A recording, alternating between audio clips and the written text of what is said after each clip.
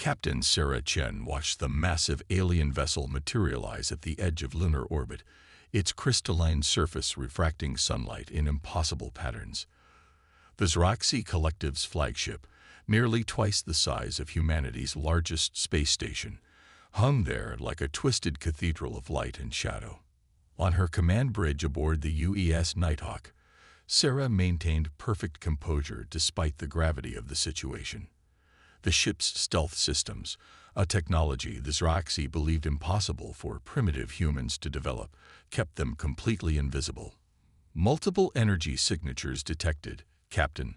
Lieutenant Rodriguez reported from his sensor station. They're charging weapons. Sarah nodded, unsurprised. The Xeroxy's ultimatum had expired an hour ago. Submit to protective oversight or face immediate pacification. Those were their terms. Humanity's response had been simple: silence. All stations, maintain emission control, she ordered. Let them think they've caught us unprepared. The Xeroxy didn't understand humans, not really. They'd arrived 6 months ago, their massive fleet appearing through quantum gates above every major city on Earth. Their message had been clear: humanity was too dangerous to be left unsupervised. Their rapid technological advancement, their aggressive expansion into space, and their chaotic nature made them a threat to galactic stability. The collective claimed to be benevolent overseers, preserving peace among younger species. In reality, they were bureaucrats with battleships, imposing their vision of order across the stars. They expected humanity to follow the same pattern as other species: initial resistance followed by submission when faced with overwhelming technological superiority. But humans had been preparing for this moment for centuries. Since the first radio signals were sent into space, humanity had debated what to do if they weren't alone. The optimists built peace protocols and translation matrices. The pessimists built weapons. As it turned out, both had been right. Multiple launches detected, Rodriguez announced. Surgical strike pattern. They're targeting our major defense installations. Sarah allowed herself a small smile.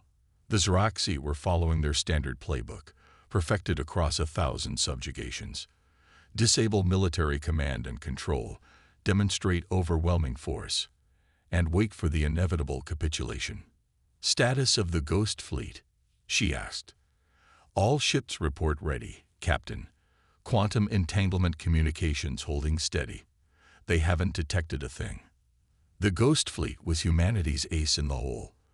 While openly building crude fusion-powered ships that the Xeroxy dismissed as primitive, Earth's greatest minds had been working on something far more advanced. Ships powered by zero-point energy, hulls coated in metamaterials that bent light and sensor readings around them, and weapons that turned the laws of physics themselves into ammunition. Signal from Fleet Command, her communications officer reported. The Xeroxy weapons will impact in 30 seconds. Sarah straightened in her chair. Send to all Ghost Fleet vessels. Execute Operation Twilight. Across the solar system, 200 ships of the Ghost Fleet dropped their stealth fields simultaneously. The Xeroxy sensors, designed to detect standard propulsion and weapons signatures, were suddenly overwhelmed by energy patterns they couldn't comprehend. The UES Nighthawk, cloaked directly above the Xeroxy flagship, close enough that Sarah could see individual details in its crystalline structure. She had to admire its beauty, even as she prepared to demonstrate why humanity had earned its place among the stars. All weapons target their primary power distribution nodes, she ordered. Let's show them what primitive looks like. The Nighthawk's quantum cascade arrays powered up, generating weapons fire that existed in multiple quantum states simultaneously, rendering standard shields useless. The Xeroxy had built their defenses to stop anything they could understand. Unfortunately for them, humanity had long since learned to think beyond the conventional. Multiple targets locked, her weapons officer confirmed. Ready on your order, Captain. Sarah took a moment to appreciate the irony. The Xeroxy had come to prevent humanity from becoming a threat to galactic peace. In doing so, they had guaranteed exactly what they had feared most: a humanity united against an external threat, forced to accelerate their military and technological development. The Zroxy weapons are about to impact Earth's surface, Rodriguez reported. Fire. The Nighthawk's weapons discharge, followed by simultaneous strikes from the entire Ghost Fleet. The Zroxy flagship's crystalline structure, beautiful but predictable, shattered under weapons it had never been designed to defend against. Similar scenes played out across the solar system as humanity's hidden fleet engaged their would-be conquerors. As the Zroxy flagship broke apart, its emergency broadcasts filling all frequencies with calls for reinforcement, Sarah opened a channel to the entire Ghost Fleet. All ships, begin Phase 2. The Zroxy thought they were containing a primitive species. Instead, they've awakened a giant. Let's show them exactly what humanity is capable of when pushed. The battle for Earth had begun, but it would not end here. The Zroxy would soon learn that humanity's greatest strength wasn't their technology or their weapons. It was their absolute refusal to submit to tyranny, no matter how benevolent it claimed to be. On her bridge, Sarah Chen watched the burning remnants of the Zroxy flagship drift across the lunar sky. This was just the beginning. The collective had wanted to prevent humanity from becoming a galactic power. Instead, they had guaranteed it. Sometimes the best way to create exactly what you fear is to try too hard to prevent it. Status of Earth's defense installations, she asked. All intact, Captain, Rodriguez replied with a grin. The Zroxy were shooting at holograms. Our actual military bases are hundreds of meters underground. Sarah nodded. Send word to Fleet Command. Phase 1 successful. Requesting permission to begin pursuit of retreating Zroxy vessels. The response came instantly. Permission granted. Happy hunting. Ghost Fleet. The UES Nighthawk and its sister ships vanished back into the darkness of space, leaving behind a clear message for any who would threaten Earth. Humanity would not be controlled, contained, or subjugated. They had earned their place among the stars, and they would defend it with everything they had. The Zroxy had made a fundamental mistake in their calculations. They had assumed that humanity's chaotic nature, their constant conflicts and competitions, made them weak. They never considered that these very traits had forged humanity into something unique, a species that thrived on challenges, that grew stronger under pressure, and that would rather die fighting than live on their knees. The game had changed. The galaxy would never be the same, and humanity was just getting started. 2 weeks after humanity's first victory, the Ghost Fleet prowled through the darkness between stars. The UES Nighthawk led a task force of 30 ships through territory the Zroxy had considered secure for millennia. Their quantum stealth systems, perfected in secret beneath the ice of Europa, rendered them invisible not just to sensors, but to the fundamental forces the Zroxy used to monitor their space. Captain Sarah Chen studied the tactical display showing the positions of 3 Zroxy battle groups frantically searching for Earth's vanished fleet. The aliens' formations were perfect, their movements precise, and utterly predictable. Update from the Pathfinder squadrons, her XO. Commander David Walsh reported. They've mapped 7 major supply routes and identified 16 strategic choke points in Zroxy space. The collective's entire military infrastructure depends on quantum gate networks they believe are unhackable. Sarah allowed herself a grim smile. And that's exactly why they'll fall. Send to all ships. Execute Operation Starfall. Across 50 light-years of space, human vessels began implementing the most audacious military campaign in Earth's history. The Zroxy had built their empire on the assumption that their quantum gate technology was inviolable. They never imagined that a primitive species would not only understand it but fundamentally improve upon it. First wave of quantum disruptors deployed. Lieutenant Rodriguez announced, "Ready to initiate on your mark." The disruptors were humanity's masterstroke. Devices that could manipulate the quantum fields the Zroxy relied upon for everything from communication to faster-than-light travel. Earth scientists had discovered that the collective's mastery of quantum mechanics was surprisingly superficial. They used quantum technology like a tool, never truly understanding the deeper principles involved. All ships report ready, Commander Walsh confirmed. The Zroxy still haven't detected our presence. Sarah took a deep breath. What they were about to do would rewrite the rules of space warfare. Initiate quantum field cascade. Across Zroxy space, the quantum gates that formed the backbone of their military logistics suddenly began to fail. The carefully ordered quantum fields they relied upon dissolved into chaos as human disruptors introduced patterns that should have been impossible according to Zroxy physics. Multiple distress calls detected, Rodriguez reported, unable to hide his satisfaction. Their entire network is collapsing. Battle groups are being stranded in isolated systems. The Zroxy response was immediate and desperate. Emergency protocols activated across their territory as they tried to stabilize their quantum network. But they were fighting against principles they didn't understand, trying to impose order on chaos that humans had learned to embrace and control. Signal from Admiral Zhang, Walsh announced. Phase 2 is authorized. Sarah nodded. All ships, battle formations. It's time to show the collective why chaos isn't always a weakness. The Ghost Fleet ships split into smaller groups, each targeting a stranded Zroxy battle group. The Nighthawk led her task force toward the largest concentration of enemy vessels, a dozen capital ships trapped in the Proxima Centauri system. They're detecting us now, Rodriguez reported. Zroxy vessels are moving to defensive formations.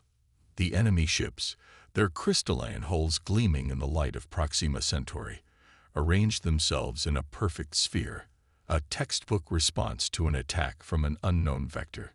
Sarah had studied their tactical doctrine extensively. The Zroxy valued order above all else, believing that perfect formation and synchronized actions were the key to military victory. Launch quantum torpedoes, she ordered. Random attack pattern Alpha. The human weapons streaked across space, each one following an unpredictable path that defied conventional physics.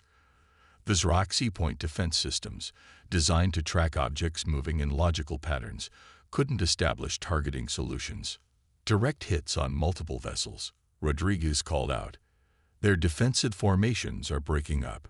The Zroxy ships scattered, their perfect sphere dissolving into chaos as they tried to adapt to an enemy that fought like nothing they had ever encountered. Their return fire was powerful but predictable, passing harmlessly through the quantum ghost fields surrounding the human vessels. They're transmitting on all frequencies, Walsh reported. They're requesting parley. Sarah raised an eyebrow. The Zroxy requesting negotiations. That was unprecedented.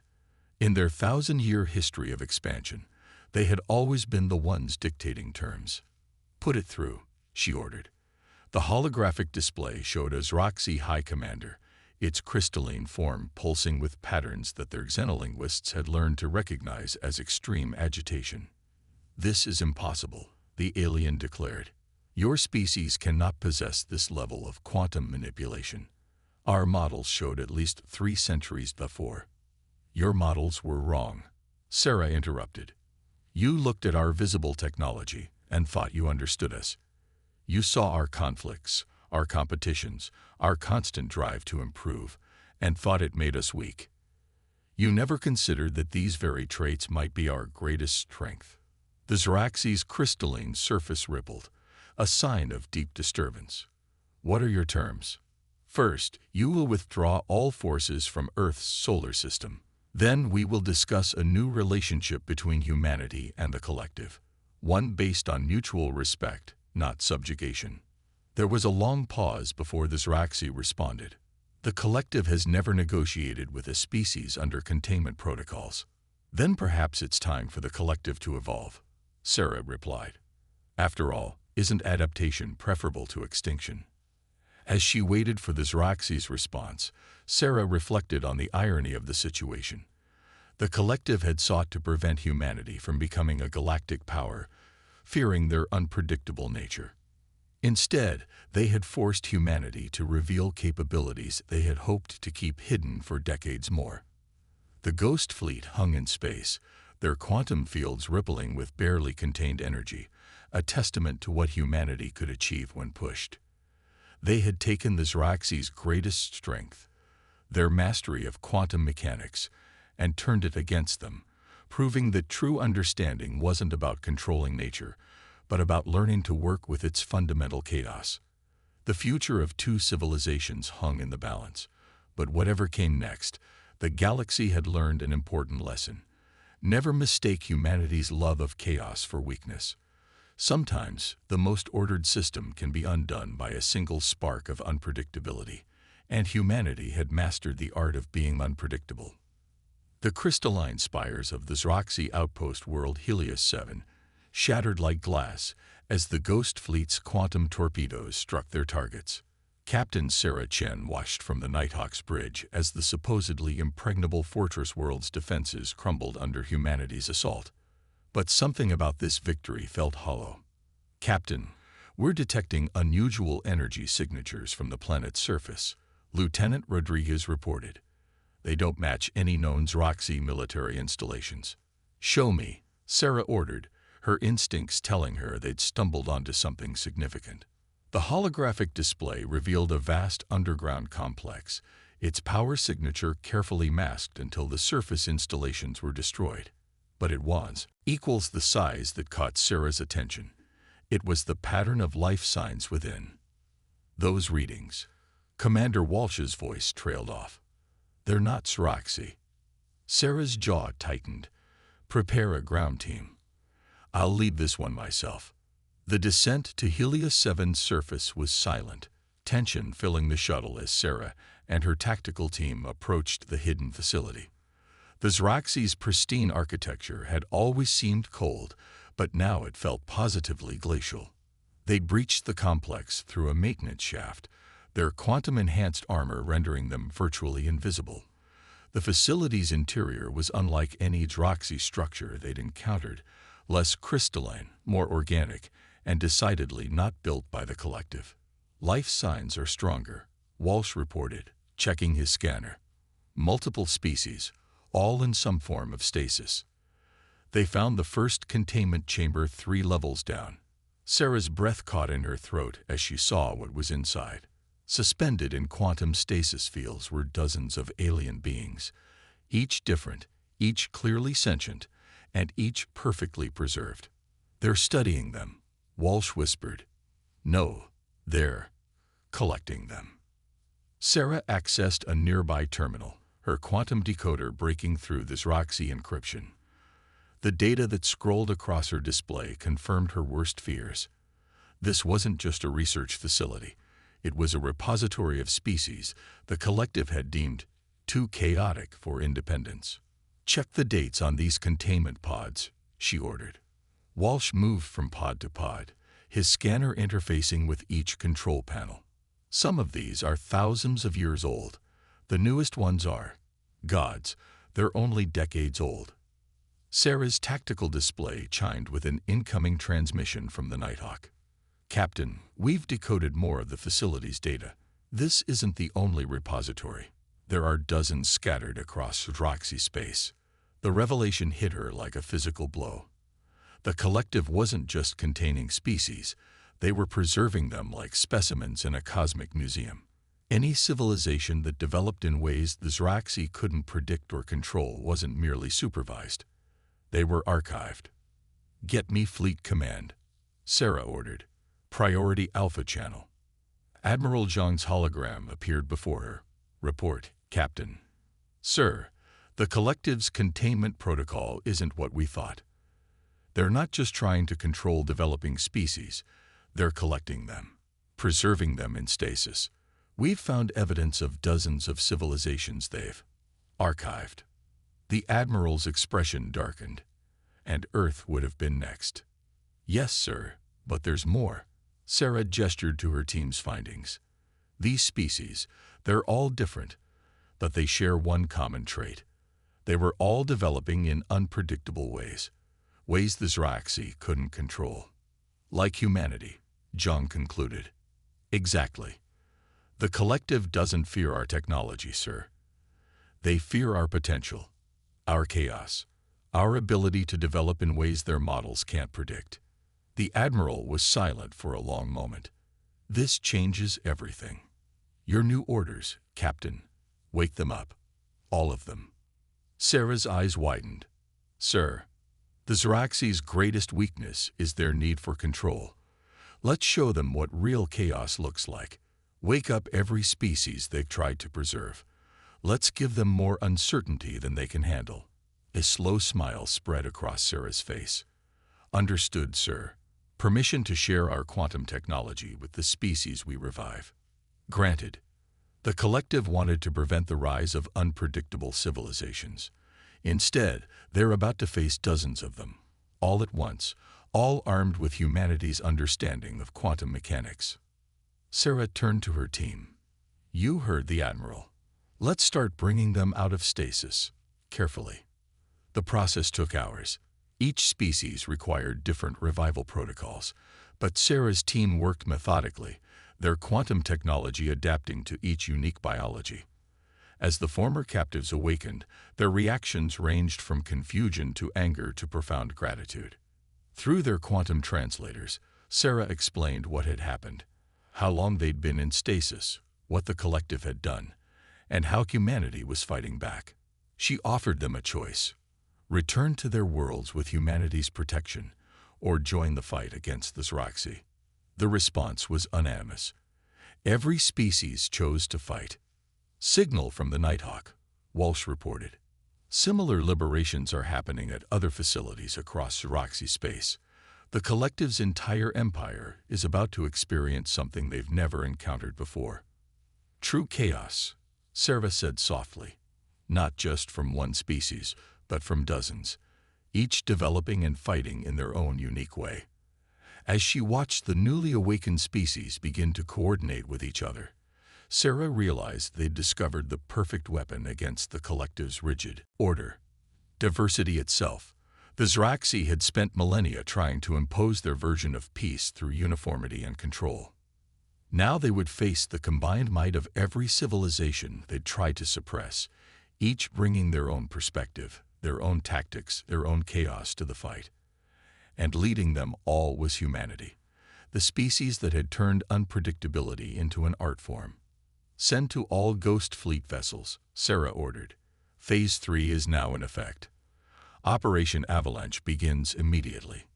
The liberation of the galaxy had begun, and the Zraxi were about to learn that true strength doesn't come from controlling chaos. It comes from embracing it. The combined fleet of humanity and liberated species emerged from quantum space near the Zraxi home system, their ships a stunning display of technological diversity. The UES Nighthawk led the formation, but beside it flew vessels that defied conventional physics, living ships of the Meridi, energy constructs of the Vorith, and dozens of other designs that would have been impossible according to Zraxi doctrine. Captain Sarah Chen stood on her bridge, surrounded by representatives from each allied species. The tactical display showed thousands of Zraxi ships arranging themselves in their characteristic perfect formations, preparing to defend their homeworld.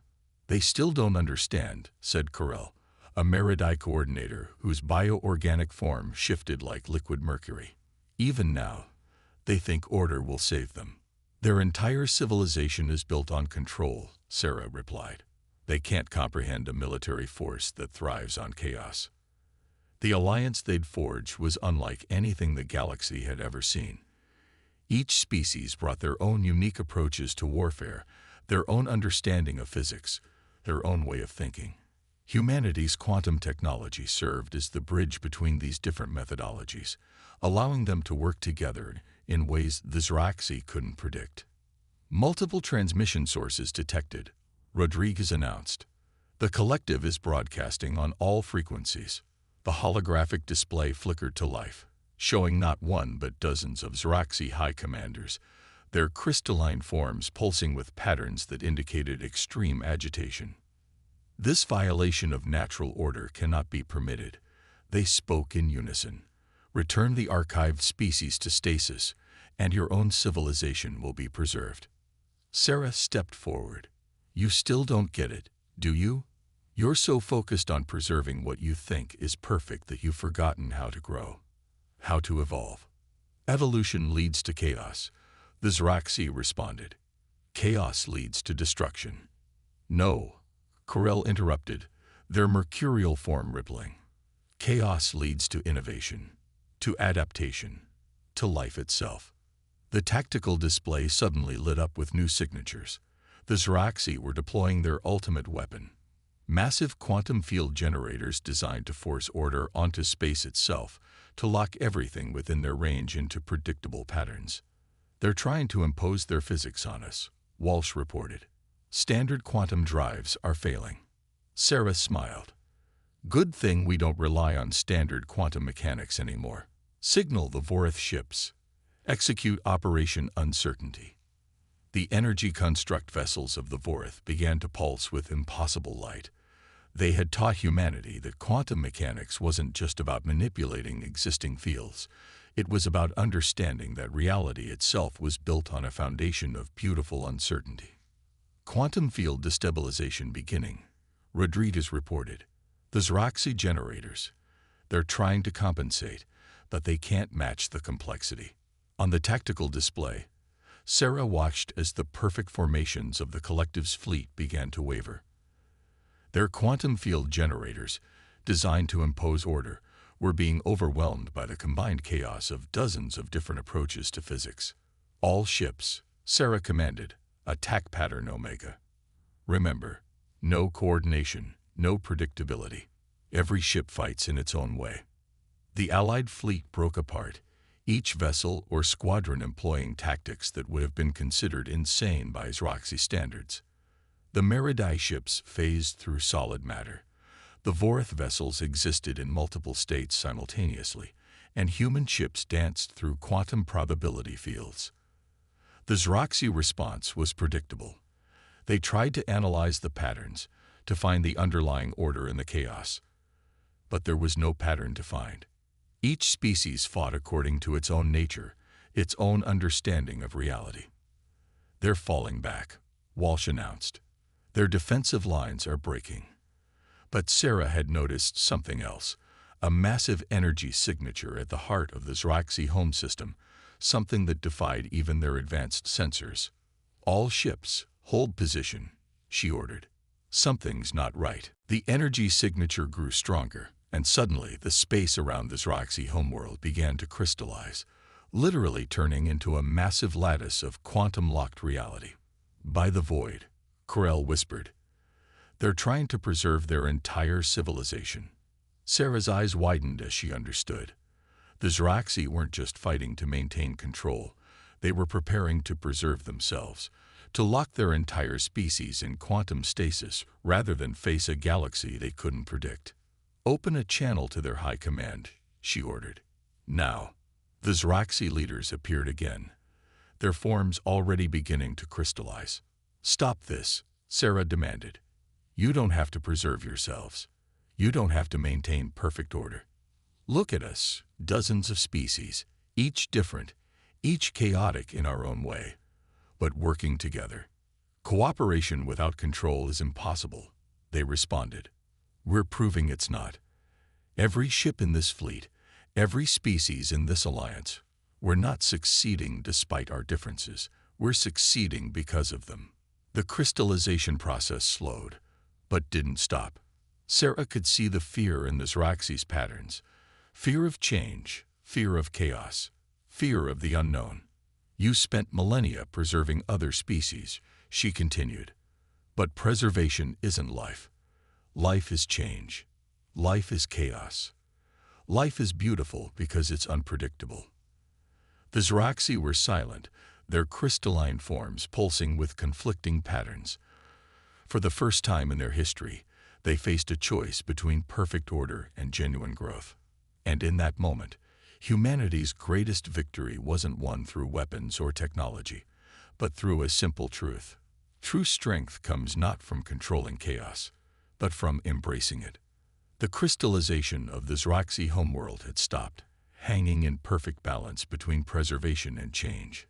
Captain Sarah Chen stood on the bridge of the UES Nighthawk, watching as waves of quantum energy rippled through the massive lattice structure that encompassed the planet. The combined fleet of humanity and liberated species maintained their position, weapons armed but holding fire.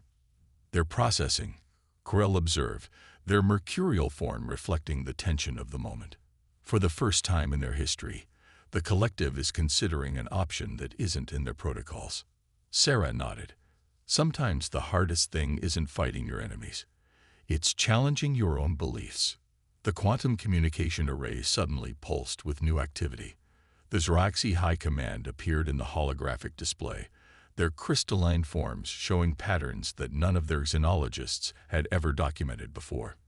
"We have questions," they announced. Sarah exchanged glances with her alien allies. This was unprecedented. The Xeraxi asking questions rather than stating certainties. "Your coalition," the Xeraxi continued, "it operates without central control, without enforced harmony. Yet it functions. How?" "Because we choose to work together," Sarah replied. "Not because we're forced to, not because we're all the same, but because we recognize that our differences make us stronger." The Xeraxi's patterns shifted again. "Show us."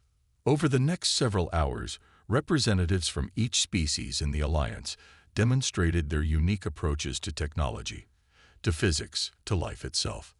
The Meridae showed how their living ships adapted to new situations in real time. The Vorath demonstrated how their energy-based consciousness could perceive multiple quantum states simultaneously. Humanity showcased how they had taken elements from various disciplines to create something entirely new. "Your chaos."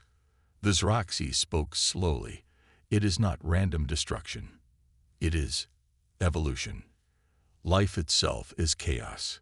Corell added, "The moment anything becomes perfectly ordered, perfectly preserved, it ceases to be alive." The crystallization around the Xeraxi homeworld began to recede. Slowly at first, then faster, the quantum lattice dissolved back into normal space. The collective's defensive fleet stood down, their perfect formations relaxing into more natural arrangements. "We have existed for millennia," the Xeraxi announced, "believing that our duty was to preserve order in the galaxy. We thought we were protecting younger species from chaos. Instead, we were preventing them from growing." Sarah stepped forward. "It's not too late to change, to grow yourselves." "Perhaps," the Xeraxi responded, their patterns showing something new. Uncertainty, but also possibility. "We propose an exchange. We will share our knowledge of quantum mechanics, our understanding of order. In return, teach us about chaos, about adaptation, about change." The Alliance representatives looked at each other, centuries of oppression weighing against the possibility of a genuine transformation. It was Commander Walsh who broke the silence. "Captain," he said, "incoming transmission from Earth.